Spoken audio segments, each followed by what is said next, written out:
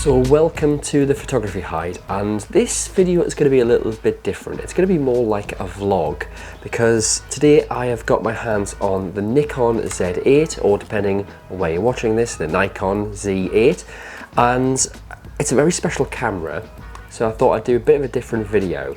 So we're at the Photography Hide, we're going to see what we can capture on the 100-400 lens before heading back to the office to look at the images and maybe talking a bit more about the features found in the Z8.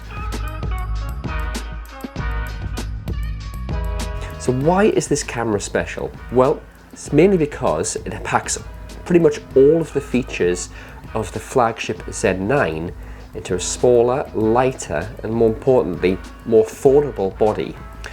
Now this doesn't happen very often. It's not often brands will take their flagship camera and give you most of, or if not all, the features in a more affordable body. So it's a pretty big deal, and I wish it happened more often, looking at you, Canon and Sony. So let's see what we can find from the Photography Hide, see if there's any squirrels or birds out there that we can shoot, and then we'll head back, take a look at the images and have a bit more of a chat. Let's get cracking. If you've never taken a closer look at the Z8, let me explain a little bit about this camera. It's built around a full frame 45 megapixel sensor. That's a huge amount of resolution, and it's been packed into a tiny body that's lightweight, weather sealed and ready for pro use. Just like the Z9, the Z8 is a blisteringly fast camera. So what sort of numbers can it deliver? Well, if you shoot at 11 megapixels, you can record a whopping 120 frames per second. At the full 45 megapixels, however, you can shoot 60 frames per second, all with full autofocus and completely blackout free, so you won't miss a single shot.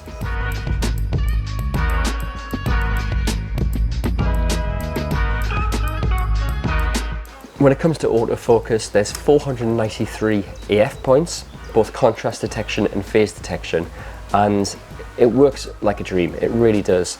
I think the problem is with the continuous mode, you will fill up your memory card pretty fast.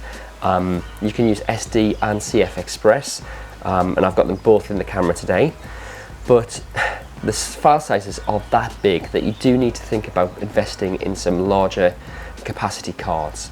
So I'm used to using my OM1, and the body of that weighs 600 grams, and obviously you've got a lens to add to that. The Z8 is 910 grams, so that is around a third more heavier, but you don't really notice it too much. And I've got the 100-400 lens on today, and it's actually quite a nicely balanced combo. It doesn't feel front heavy, and you know, in the hide when you can rest the camera, it's not a problem. That weight, additional weight, doesn't cause me any problems whatsoever. Just like the OM1, it has subject detection, and you can pick from people, animal, vehicle, airplanes, or you can set it to auto, or you can turn subject detection off. I think that the subject detection on the Z8 isn't quite as good as the OM1 actually, but I'll set it to auto and see how that plays out. So let's give this a go. Although the Z8 is a brilliant camera, and don't get me wrong, it is absolutely fantastic, there are a few things that are niggly and a little bit frustrating. The first is the LCD. It flips up and down, but it doesn't flip out like, say, the Canon R6. I think that's a bit of a missed opportunity by Nikon. If I was going to spend this amount of money on a camera, and it is a lot of money, I think an LCD that flips out is just, you know, a given these days. I can't understand why Nikon have just restricted it to the flip up, flip down style. Also, the menu system of Nikon's, people find them fine, but I just find them a slightly bit illogical. I find the menu system in the OM1 camera far better, in the Canon cameras far better as well. Yeah, you can find what you want, but it just takes that little bit longer, I think, and is a little bit less, more logically laid out. But that's just my opinion. Okay, so what we'll do now is we'll leave the Photography Hide, we'll head back to the office, download our images, take a look at the image quality, and have a bigger recap and give my opinion of what I think about the Z8. So let's crack on with that.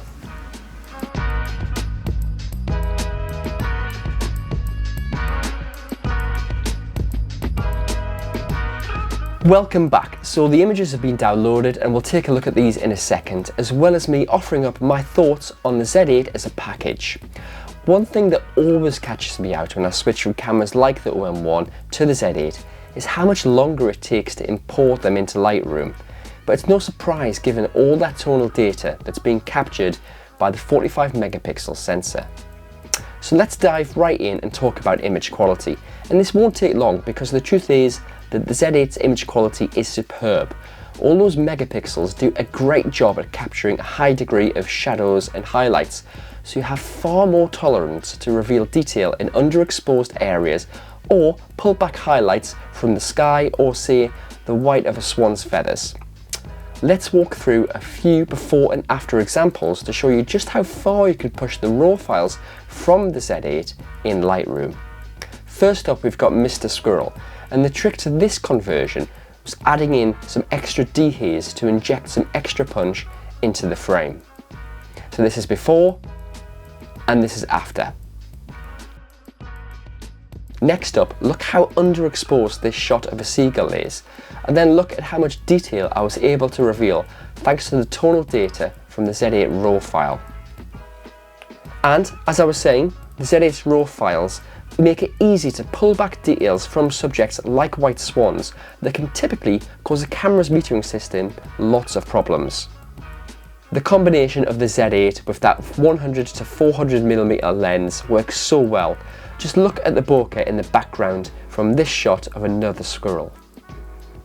And what about using a higher ISO? Well, this image was taken as I left the photography hide and was heading back to the car.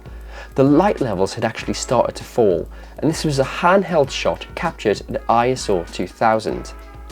A little less extreme, but here is a duck photo taken at ISO 1000.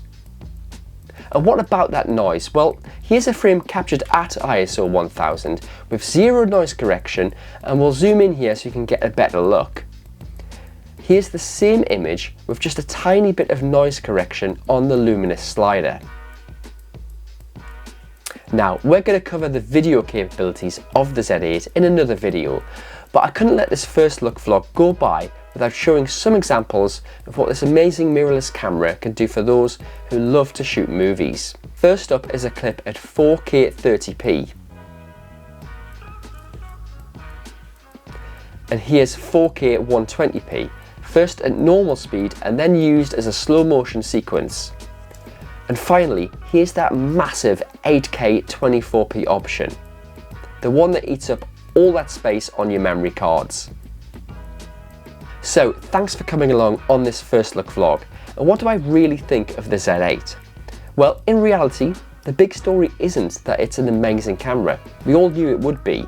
No, the headline here is that Nikon allowed the Z8 to be built in the first place. As I said at the start of the video, it's rare for a camera brand to bring out such a good camera that pretty much matches all the specifications of the flagship model, yet with a massive price tag saving. At the time of filming, the Z8 retails at £4,000 or $4,000 US.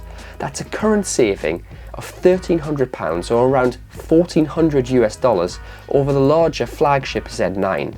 And that's not an insignificant amount of money. In fact, that will buy you a decent lens to pair with the Z8.